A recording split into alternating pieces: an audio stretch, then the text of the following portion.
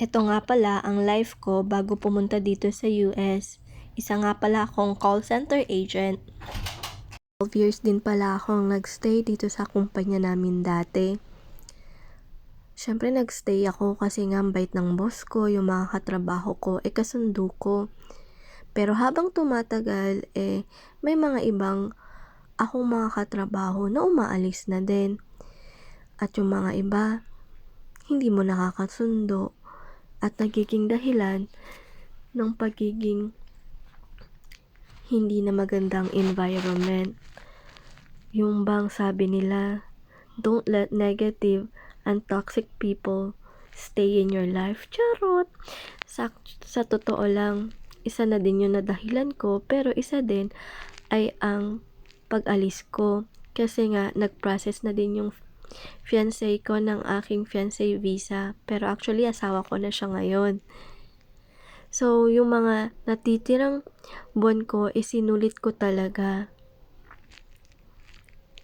Lahat sinulit ko, nakagala ako kasama ng family at friends ko. At nakatulong na din sa mga kaibigan kong nangangailangan ng tulong. Nasulit ko talaga ang lahat. Yun nga lang, nakakabitin. Lalo na kapag nandito ka na sa US, naalala mo yung mga lahat ng mga gala mo. Oo, magala talaga ako sa Pilipinas. Ako kasi lagi tinatawag sa galaan, ewan ko ba. Nakatlagay yata sa likod ko, gumala tayo. Kaya ayan, nasulit ko naman yung lahat. May purpose nga talaga ang lahat. Pero pagdating dito sa US, ibang-iba. Syempre, mamimiss ko ang family at friends ko sa Pilipinas. Pero, syempre, kailangan kong lumaban sa hamon ng buhay. Charot! Syempre naman, sa ngayon ay iisipin ko muna yung sarili ko.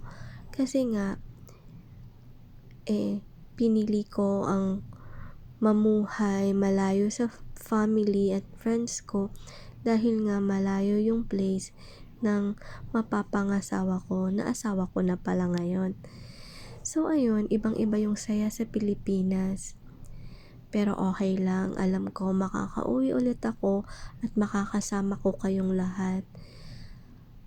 Buti na nga lang, nakagawa ko ng mga videos kasama nyo. Miss na miss ko na kayo guys.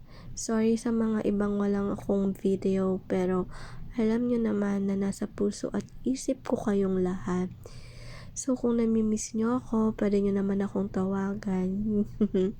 Yun lamang po.